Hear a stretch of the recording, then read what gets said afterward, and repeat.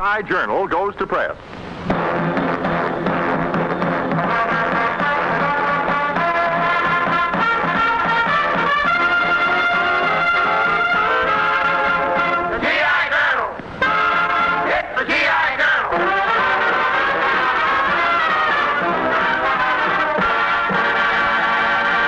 Yes, sir, it's the GI Journal again, the radio newspaper of the AEF. Come on, we got to put this paper to bed. Men, you all know how smooth and sleek and streamlined a submarine is, don't you? Well, here's a man whose voice makes exactly the same gurgling sounds as that submarine does when it sinks below the surface. Your editor-in-chief, Bing Crosby. Hiya, men. Thanks, Harry. You did say sinks, didn't you, about the subject? Well, men, it's sure warming to the heart to be taking the roll call on the old GI Journal again. This is your 5-star final, and standing by, your 5-star reporters. There's lovely Linda Darnell, the female on the V-mail detail, who makes you feel like rushing right out and signing some important papers. Also, Ransom Sherman, our Muses from the Muses column editor, who's going to louse up your poems. Mel Blanc, the one-man crowd. Harry Mitchell, and, of course, our outside reporter, Rochester. He ought to be calling in with a story any minute. Hello? For whom does the bell toll? This is Rochester, boss. I'm overseas with the ordnance men, checking farms. Now let's see. Springfields, Durans, Carbines. Rochester, what kind of a weapon was that? Bazooka. Now I'm going to take a hammer and tap this big bomb. Rochester, are you mad? If you tap that bomb, it'll explode and send you 50 miles high. Don't be silly, boys.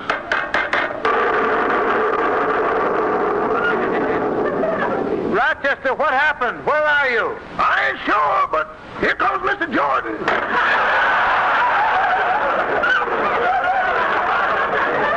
Rochester is now a suburb of Buffalo, I think. But over here on column 2, page 1, we find another of the 48s praised in song.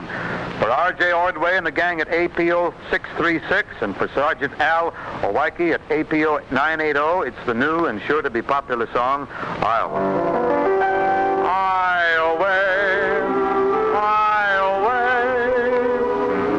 That's how they sing it in the tall corn song. Other people call it Iowa, and they're both just a little bit wrong. Iowa, it's a beautiful name when you say it like we say it back home. It's the robin in the willow. It's the postmaster's friendly hello. Iowa, what a beautiful name. You'll remember it wherever you roam. It's the sumac in September. It's the squeak of your shoes in the snow. It's the Sunday school and the old river bend. Songs on the porch after dark. It's the corner store and a penny to spend. You and your girl in the park. Iowa, it's a beautiful name when you say it like we say it back home. It's a promise for tomorrow and a memory of long, long ago.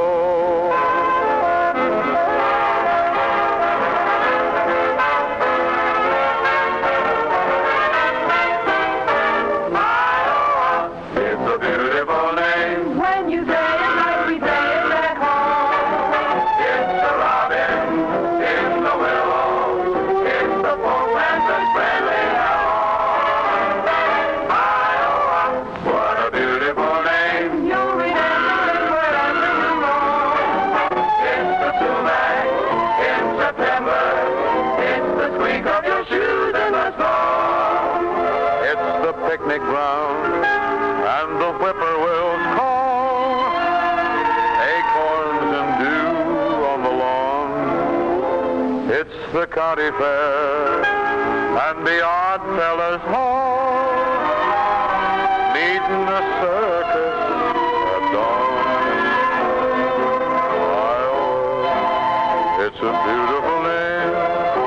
When you say it like we say it back home, it's a promise for tomorrow and a memory of long, long ago. Iowa, what a beautiful name. When you say it like we say it back home.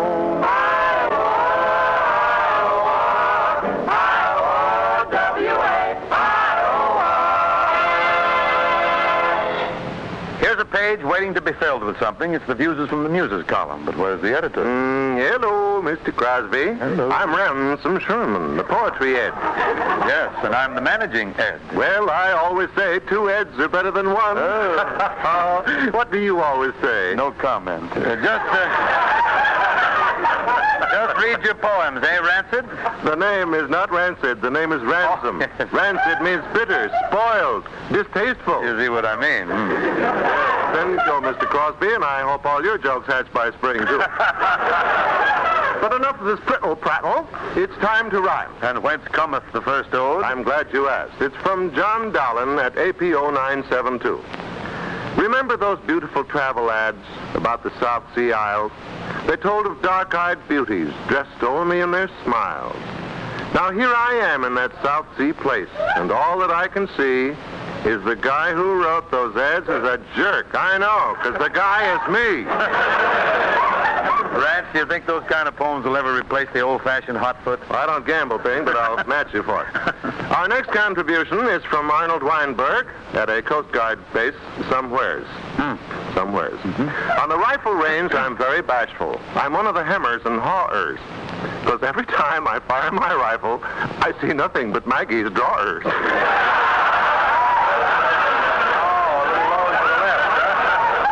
The last poem. I'm glad you asked that, too. Our last poem is rather short. It was sent in by Captain Frank H. Burrow, somewhere overseas.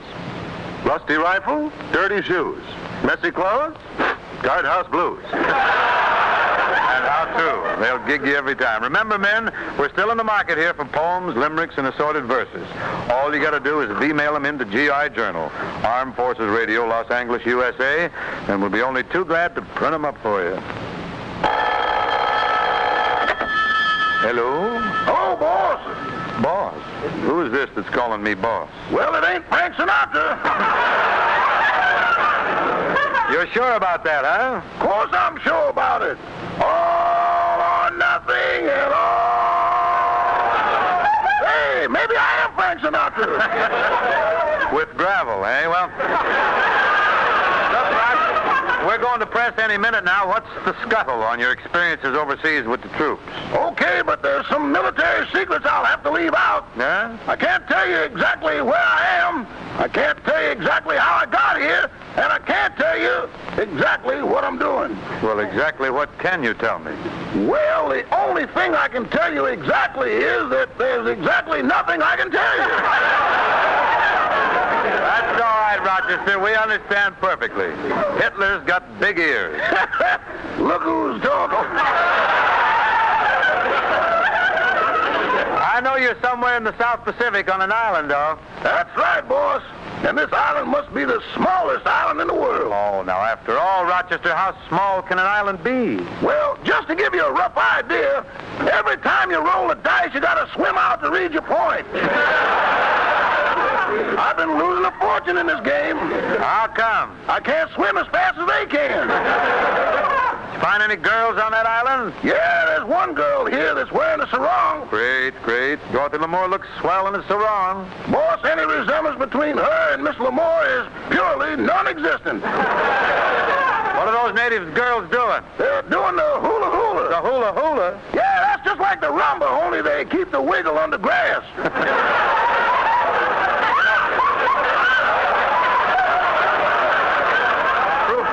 Proofreading the date headline, we see that it's dated musically September song. This is particularly for Sergeant Willard Tees and the Grease Monkeys in barrack number 601 at APO 634.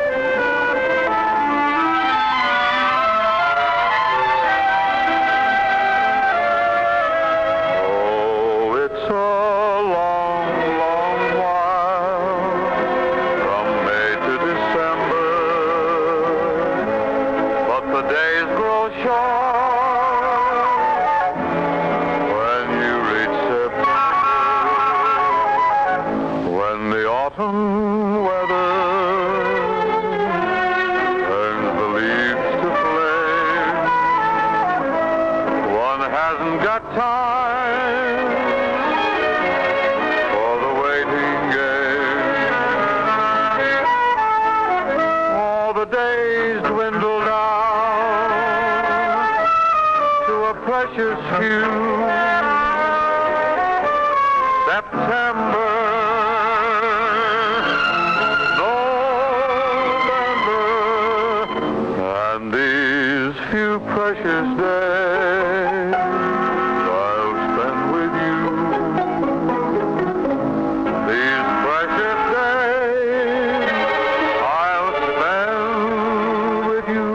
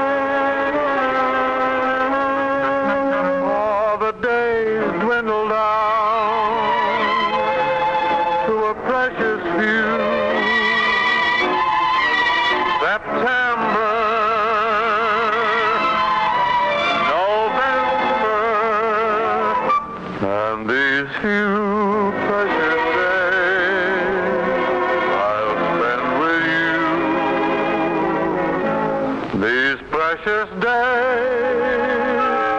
I'll spend with you.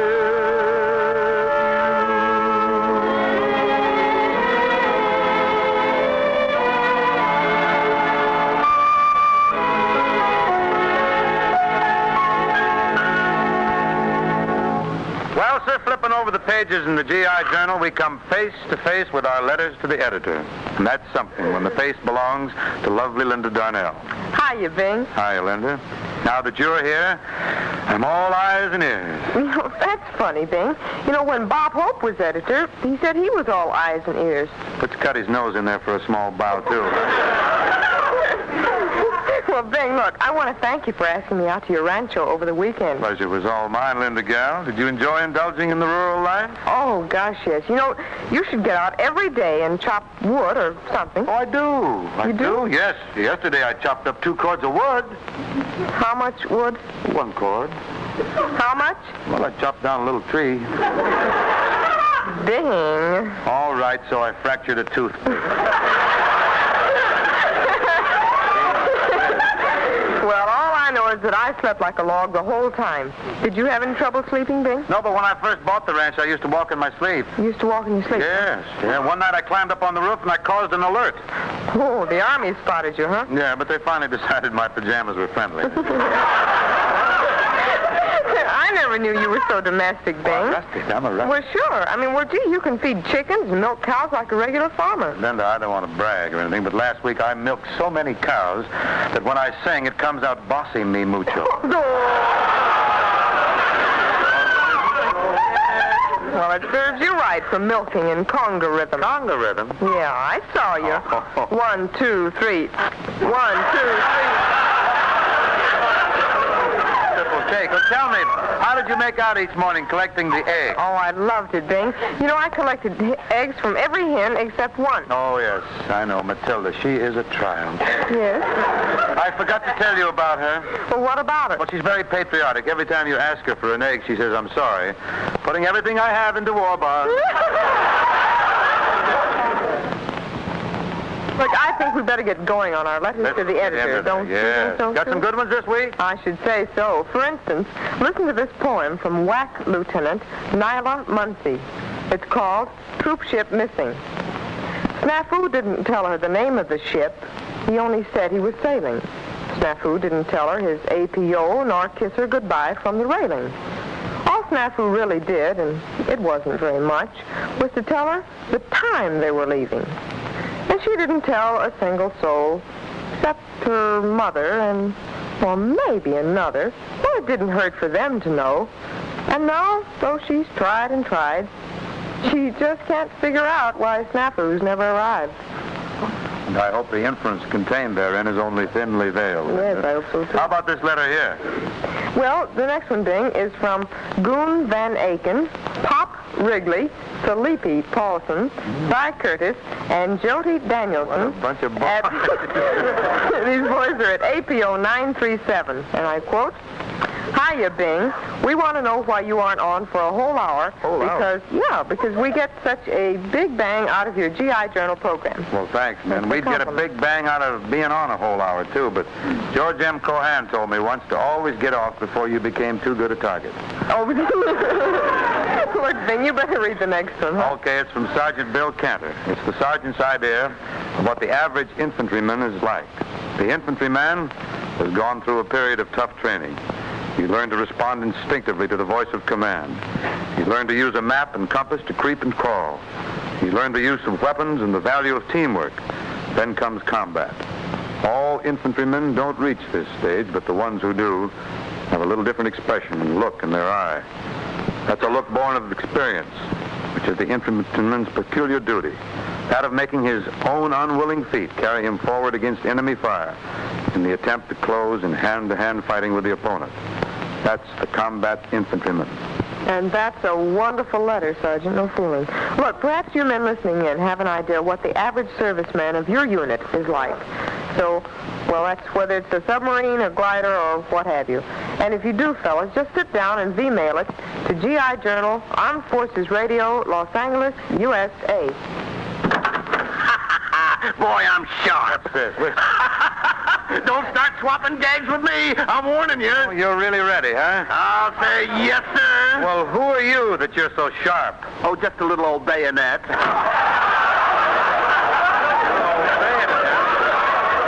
his head has the point for it. Comes time now to turn to this week's pinup section. There's really something here to give the once-over, too. It's MGM's beautiful new singing starlet, Gloria DeHaven.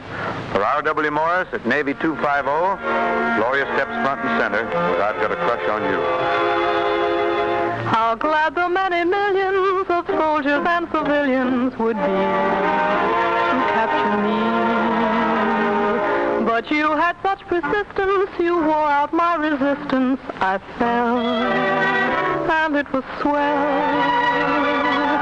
You're my big and brave and handsome Romeo. How you won me, I shall never, never know. It's not that you're attractive, but oh, my heart grew active when you came into view. I've got a crush on you, sweetie pie, all the day and night time. Hear me sigh. I never had the least notion that I could fall with so much emotion. Oh, baby, could you care for a cunning cottage we could share? The world will pardon my mush, 'cause I've got a crush, my baby, on you. Oh, baby, could you care for a cunning cottage we could share? The world will pardon my mush, 'cause I have got a crush, my baby, on you.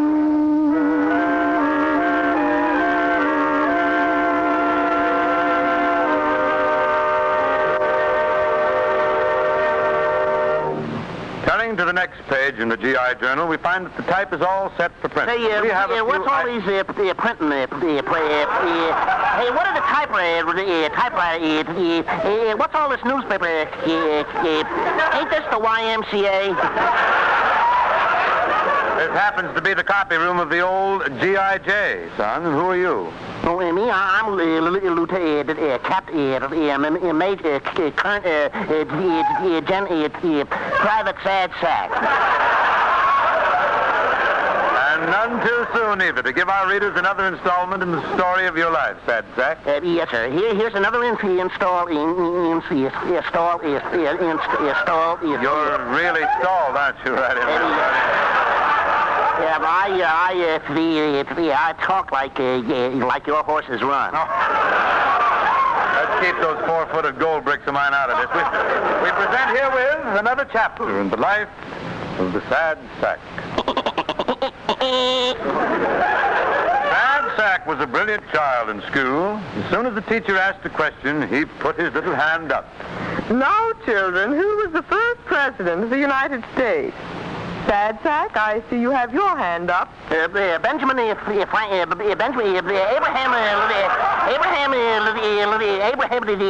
I just wanted to leave the room, teacher.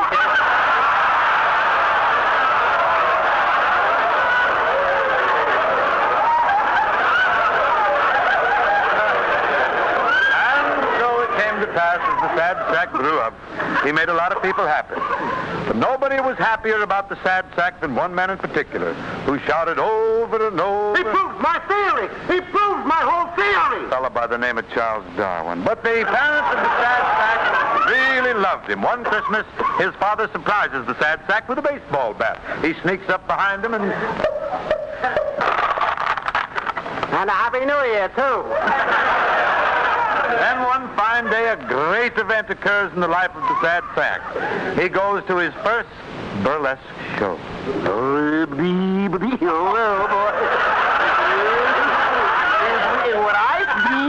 What I see ain't that beautiful? Just what I wanted. Fresh popcorn. Shortly after this, the Sad Sack fell among evil companions, and he takes his first drink. He lifts the glass to his lips and swallows. Hey, is this supposed to be strong? What, why, there's no effect at all. I don't even feel it. Who kicked me in the stomach? A little later on, like the rest of the men his age, the Sad Sack is drafted into the Army. One day he was cleaning a big cannon not far from the PX. A tough sergeant walks by and says, "Hey, you got that cannon pointed right at the PX." Oh, that's all right. It's not loaded. There's nothing in it. It's empty. It's empty. Well, the PX was all out of beer anyway.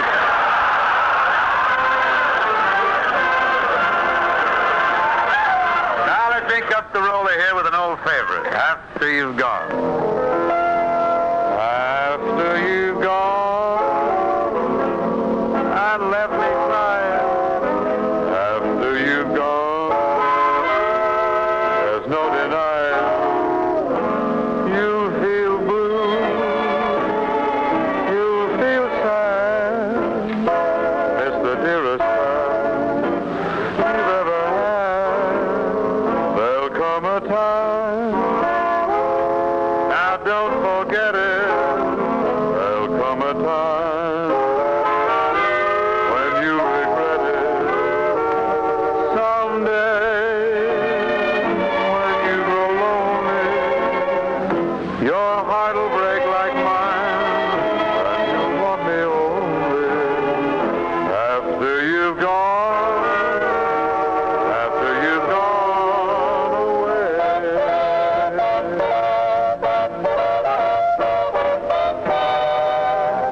After you've gone, left me crying.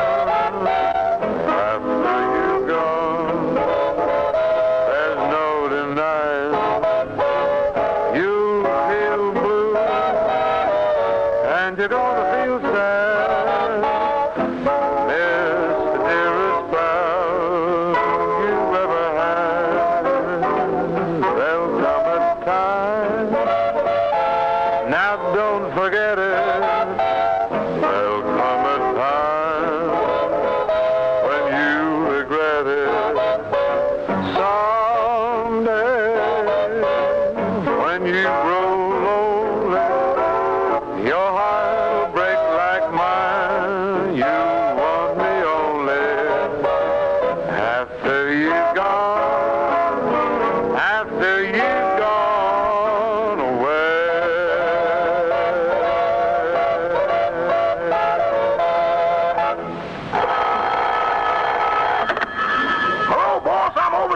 cavalry unit. Cavalry unit, huh? Well, ask them if they'd like any of my horses to help out in the war. I already broached the question. What did they say? Your horses did their bit in the last war. On whose side? Such libel. Tell me, Roch, what you up to now? I'm getting ready to go on maneuvers, but I got a tough problem to lick before I can leave. Well, go ahead. Solve your problem. Okay, boss.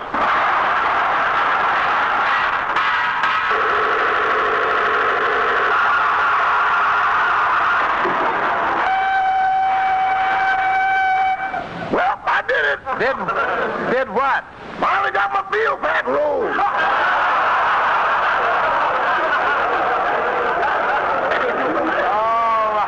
He makes less noise than that rolling 10 the hard way.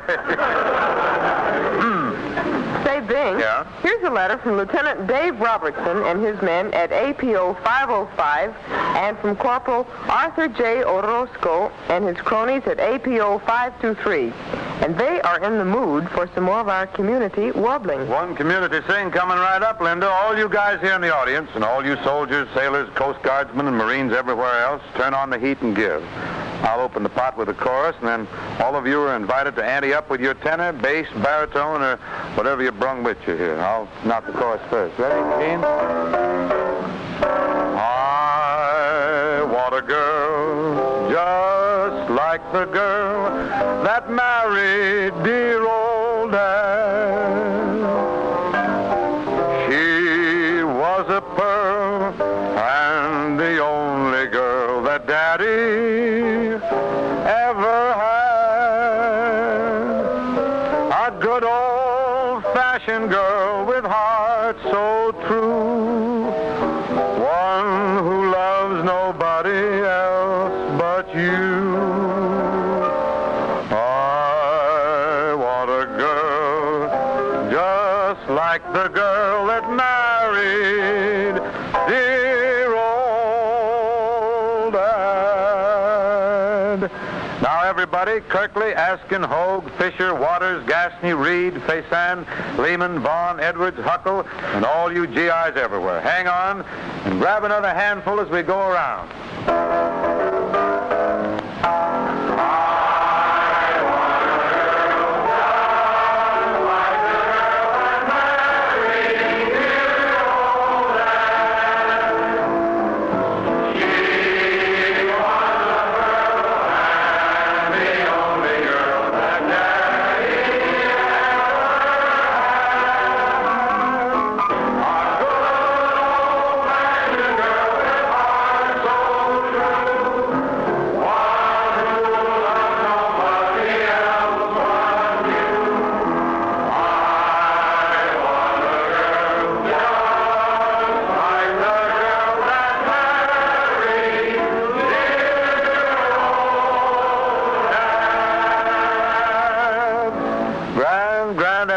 Nothing could possibly top that, so I think we better draw the blinds and call it a day. But before I go, remember what G.I. Joe says. Every item you save helps shorten the war. I'll be back with you soon, and in the meantime, this is Bing Crosby saying so long.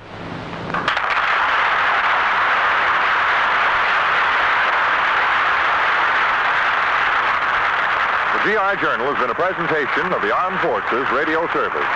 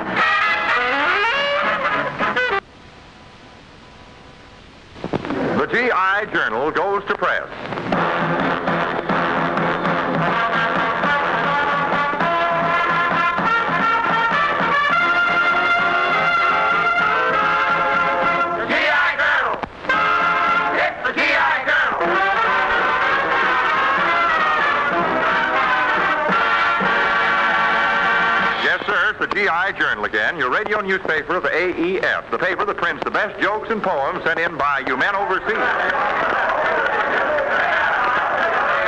Well, men, we're back in the city room of the GI Journal once again, and here's your editor-in-chief of this edition, the only man in the world who's got the stork acting like a ferry command pilot, the old droner himself, Bing Crosby. Hiya, men.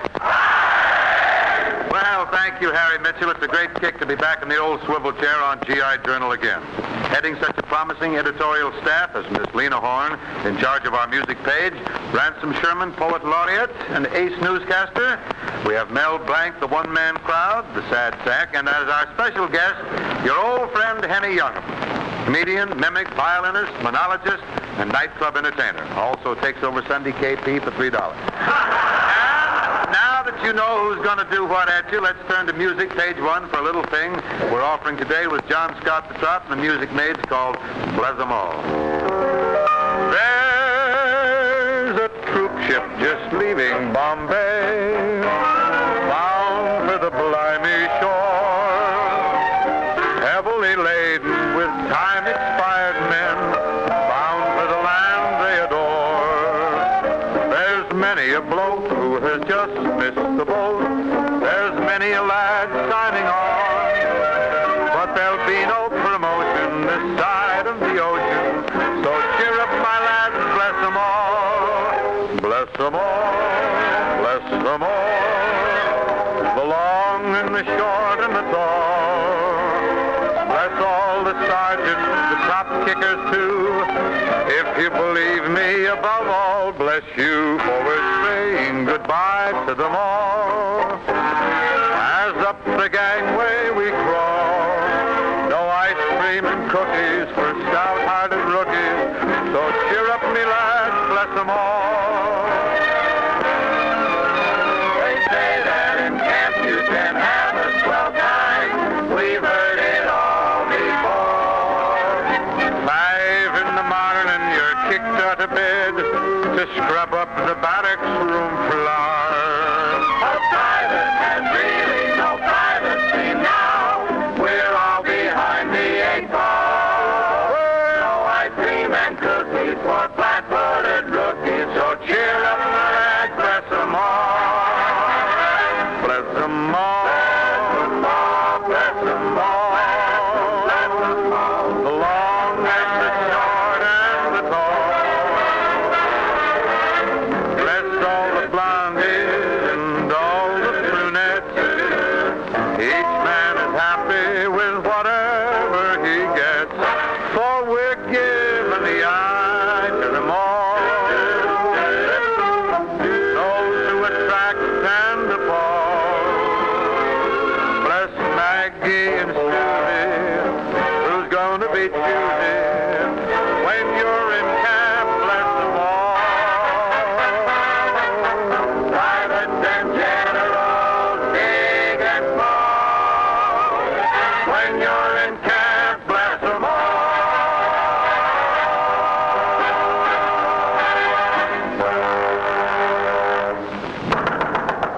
Come in.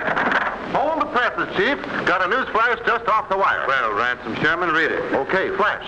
The Sawallish Daily Forest Journal, quoting an unconfirmed report originating with Kretsch Files and routed through Reuters versus the Associated Press, a Coors Federal 1000, although totally lacking in confirmation from any allied source, today allegedly asserted, according to a high government official whose name I am not at liberty to divulge, but is usually considered highly authoritative, although his name must remain a secret since he is a high government official whose name I am not at liberty to divulge, that in the Lastoris Morphos Peninsula today, nothing happened. Certainly a mighty cagey communique, Sherman. Plenty of scammers in there. Well, I think you're entitled to a raise. What's your present salary? Well, $3 a week. Well, from now on, you're going to get it. Thank you. Tell me, High Bracket, what's with the poetry corner for this week? We received one poem that is nothing less than epic, a few that are distinctly masterpieces, several extremely salutary efforts, and a couple that are workmanlike. Workmanlike? Yes, you know, stinkers. Well, hit us with the epic, Rand. Very well. It's from Seaman Second Class Joe Thorlby, care of Fleet Post Office. Epic. If Little Red Riding Hood lived today, the modern girl would scorn her. She only had to face one wolf, not one on every corner. Hope gets around, doesn't he? However, men, GI Journal will continue to print up the best of your poems each week, whether they contain a reference to old Reed Beak or not. Love that Reed Beak. Reed Beak. Thank you, Lord. Just address your odes to GI Journal, Armed Forces Radio, Los Angeles, USA. And now then, Rance, my boy, I use the word boy loosely. Did you run that ad in the morning paper like I told you to? Yes, this is it right here. I'll read it to you. Wanted, literary editor for GI Journal. Must be brilliant, intelligent, energetic young man with high scholastic attainments, student of the classics, and highly developed aesthetic and cultural background. Salary, no object. Salary, no object. Oh, that's just a phrase. It means object, no salary. That's certainly confusing enough to stimulate interest, Rance. And while we're waiting for the applicants to stream in, we turn to the horoscope column where we see right plumb at the top, September song. This is for Corporal F.R. Briggs at APO 980.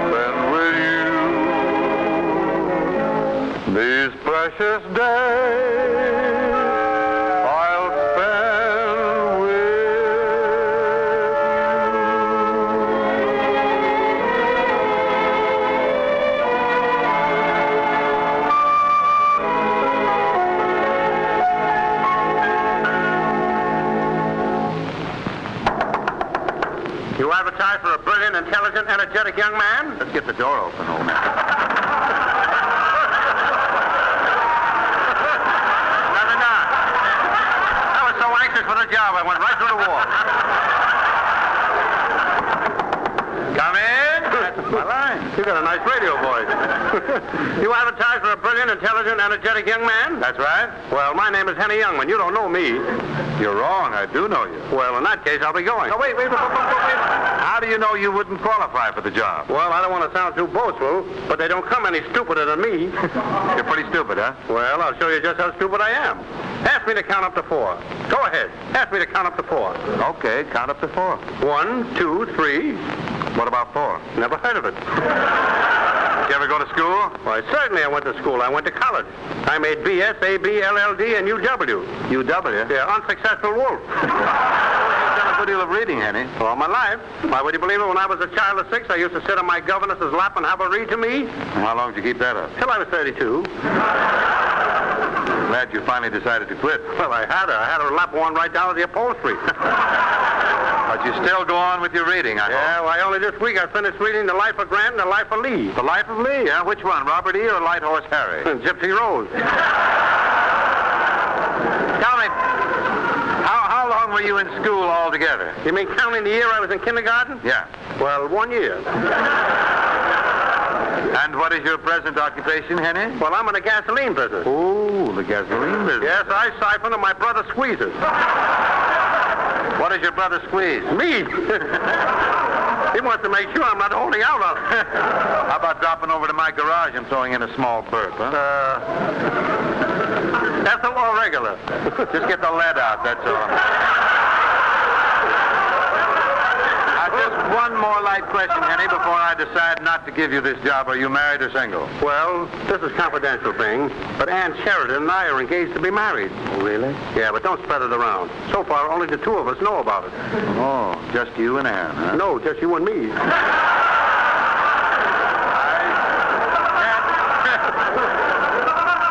I shan't tell a human. Not a living human. Well, you're not exactly what we're looking for, Henny, but I'll tell you what I'll do. I'll give you a crack at the job anyway. Swell, I'll take it. You understand, of course, the job entails quite a bit of hard work. I'll take it. Means a lot of research work at night. I'll take it. You won't have time to go out with any girls.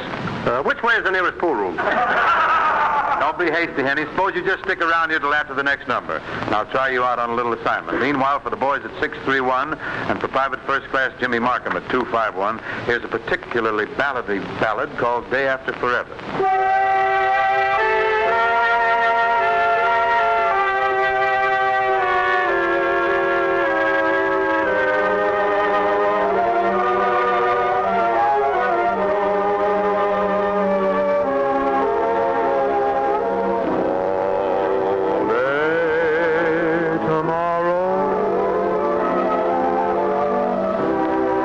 I'll be whispering your name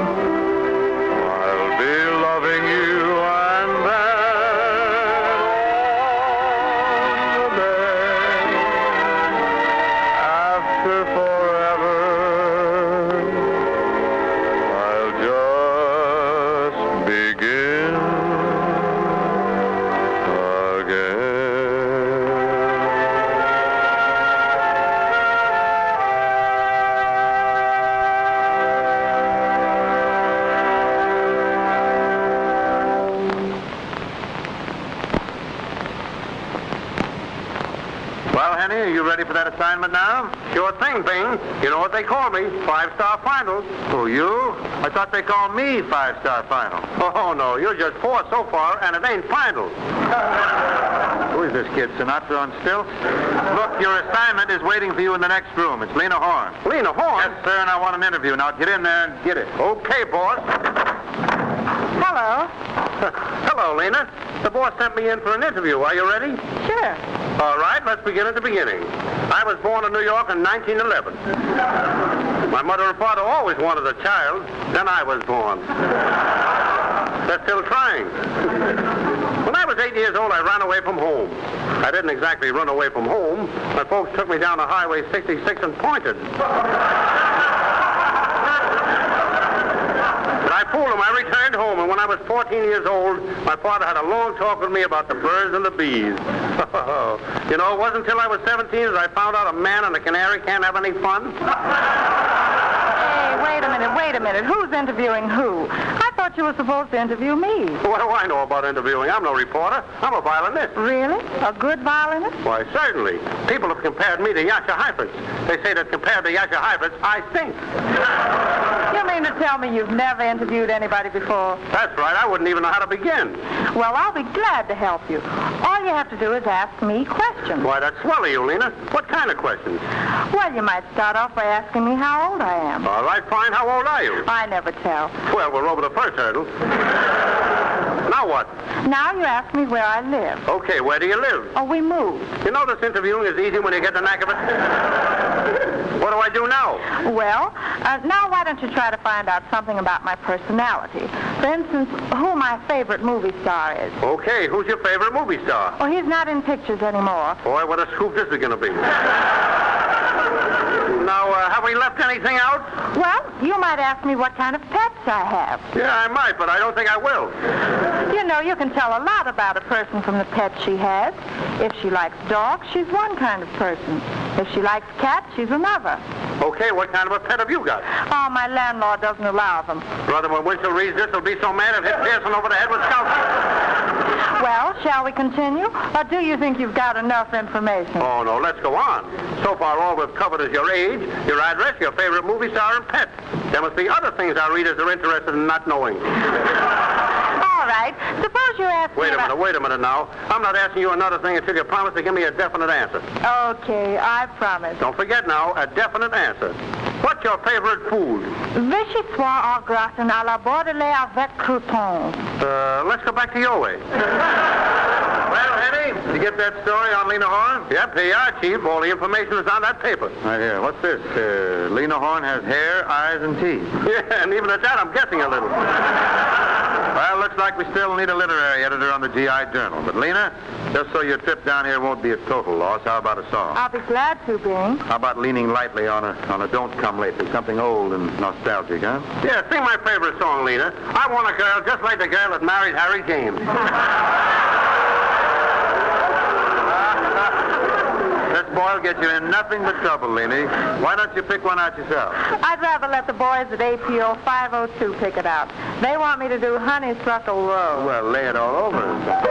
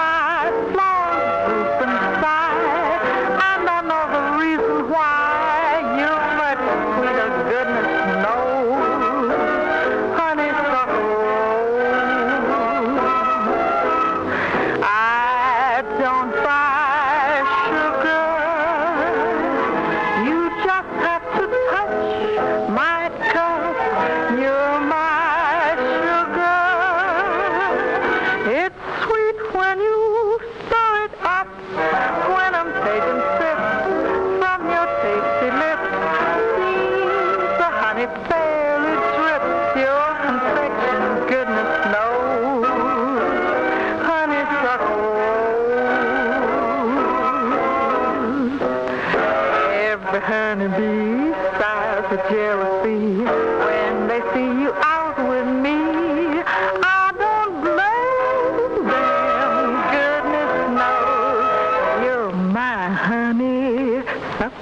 glows. When you're passing by, flowers droop and sigh. And I know the reason why.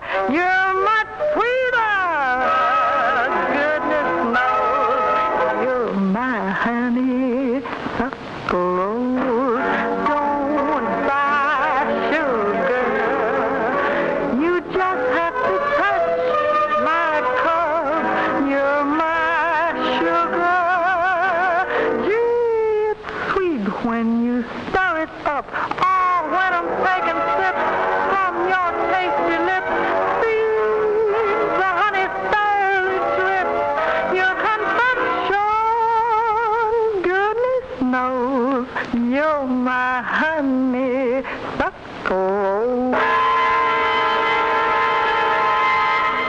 Lena, we're glad you dropped in this press room of the old G.I.J. this particular evening. It was fun, Ben. Yes, and tonight we have a letter here from overseas. It's addressed to you. This certain sergeant from the 93rd Division says he knows you. He'd like you to read his letter about his outfit. Oh, I'd be glad to. I went to school with some of these guys. He writes me, Dear Lena, we finally got what we've been looking for, action. I'm happy to report the 93rd did itself proud. That training we received back in the States is what pulled us through. Our first assignment was a Lulu. We had to go into the jungle to find and destroy enemy troops who were hiding on a ridge, which gave them complete command of a valley. We needed that valley to move forward. It took us 2 hard, long days to do the job, but we did it. We had to use every weapon and trick in the book to clear the way.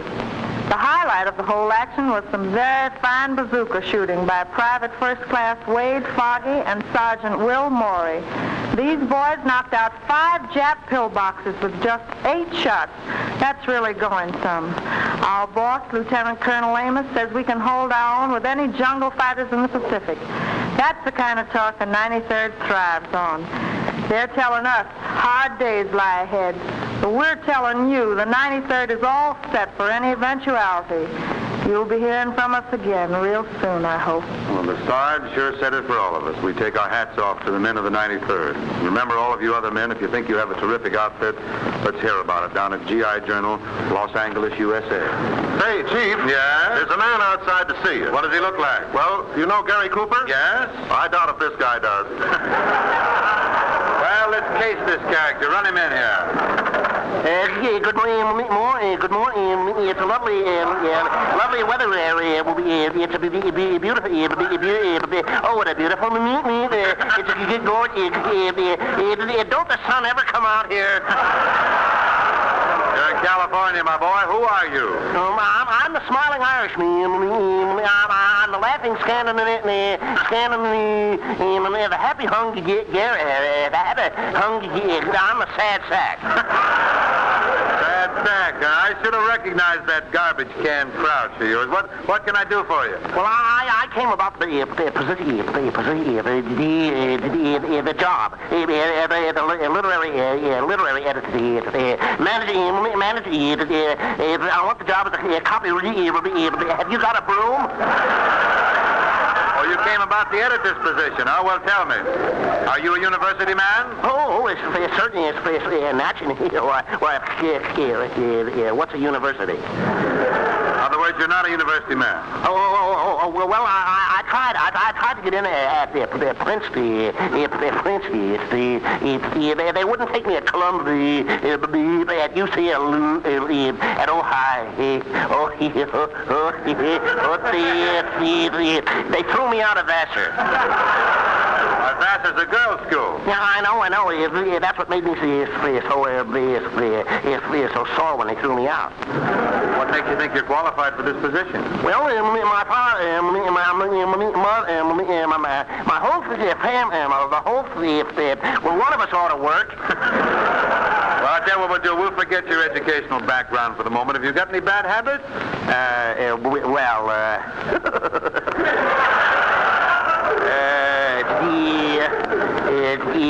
Just one. Well, what is it? I couldn't tell you. Oh, come on. No, I'm too ashamed. Oh, come on, tell me. Well, all right. I put wet teaspoons in sugar bowls.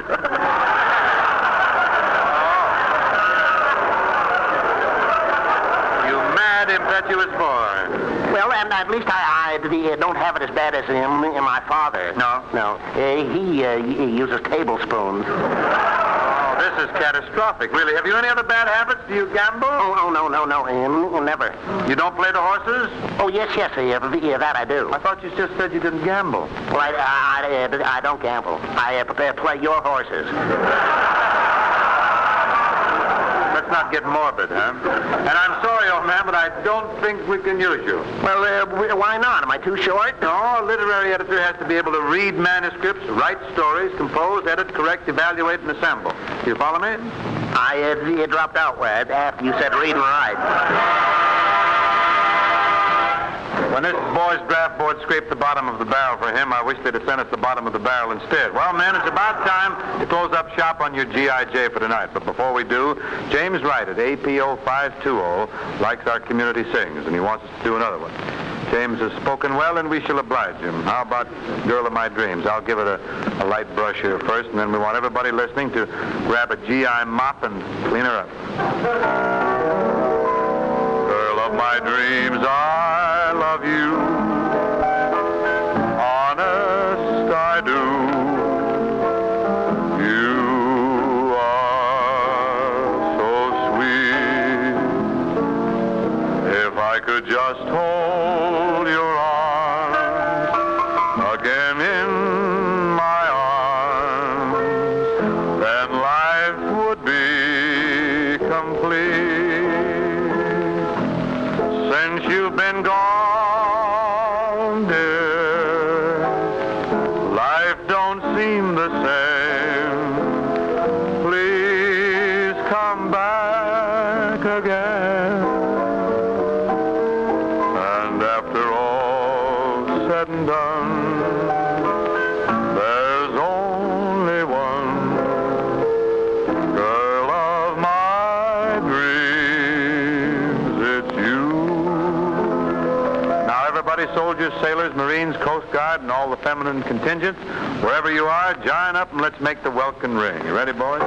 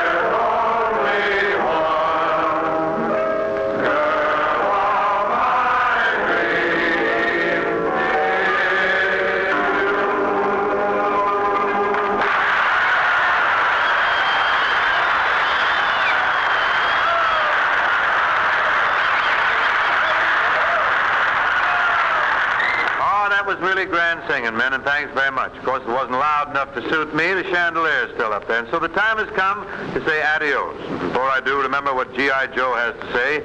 Keep your ammunition dry. Don't forget, a wet round may cause a dry run. This is Bing Crosby saying so long.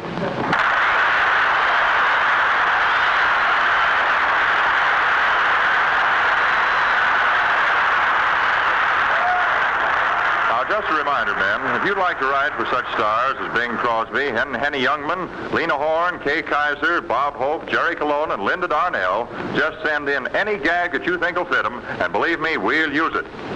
This is the Armed Forces Radio Service.